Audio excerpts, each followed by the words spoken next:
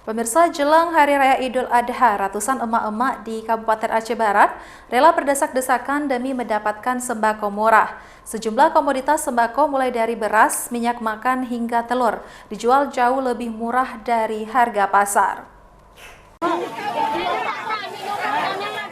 Ratusan warga yang mayoritas emak-emak ini rela berdesak-desakan demi mendapatkan sembako yang digelar di halaman Masjid Agung Melabuh, Kabupaten Aceh Barat. Mereka menyerbu stan penjualan komoditas seperti minyak goreng, beras, telur, dan gula pasir yang dijual jauh lebih murah dari harga pasar. Seperti takut tak kebagian, para ibu-ibu ini saling merangsek maju dengan kupon yang telah dibagikan sebelumnya oleh petugas. Meski harus berdesak-desakan dan menunggu berjam-jam, warga mengaku senang mendapat sembako murah. Apalagi kebutuhan pokok saat ini sedang melambung tinggi. Pasar murah yang digelar pihak kepolisian Polres Aceh Barat ini untuk menekan laju harga sembako yang naik menjelang Hari Raya Idul Adha 1444 Hijriah.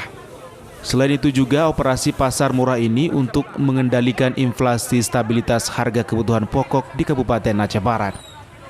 Adapun paket sembako murah yang dijual seperti beras 10 kg hanya Rp75.000, telur ayam Rp43.000 per papan, minyak goreng 2 kg dijual Rp28.000 dan gula pasir 2 kg dijual Rp20.000. Alhamdulillah sangat membantu sekali ya untuk pasar murahnya. Jadi bagi masyarakat bisa untuk mendapatkan sembako kayak harga-harga yang murah karena tidak sama semua harga kayak di pasaran di sana. Paketnya satu paket ada beras 10 kilo, gula 2 kilo, minyak 1 kilo, terus telur satu papan. 160. Alhamdulillah. Cuman bolehnya cuma satu paket ya. Hari ini kami membagikan kupon sebanyak 500 kupon yang dibagikan kepada masyarakat. Untuk satu kuponnya itu sudah tersedia ada beras, minyak goreng, kemudian telur dan gula. Yang semuanya itu bisa dibeli secara per paket atau satu-satu item ataupun satu paketnya.